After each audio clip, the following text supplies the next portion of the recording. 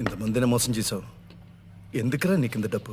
Sir ఇదే question మీరు అజయ్ మల్యాని అడగలరా లేదా నీరజ్ మోడీని?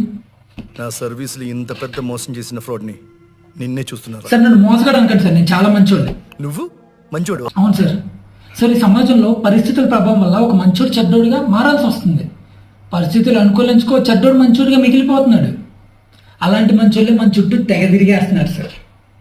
సార్ మీకు విషయం చెప్పనా, ఒక పేదవాడు మంచివాడిగా ఉండడానికి ఒక ధనవంతుడు మంచివాడిగా ఉండడానికి చాలా తేడా ఉంది సార్. కావాలంటే నేను కూడా లయన్స్ క్లబ్లో జాయిన్ అయిపోయి కళ్ళజోళ్ళు చేతికర్రలు అందించి మంచోడిని అయిపోవచ్చు సార్. లేదా చారిటీ పేరుతో వచ్చిన చలివేంద్రం పెట్టి కూడా మంచోడిని అయిపోవచ్చు సార్. మా అయితే 150 రూపాయల కుండ, 20 రూపాయల మగ్గు, 10 రూపాయల గ్లాస్ అంతే.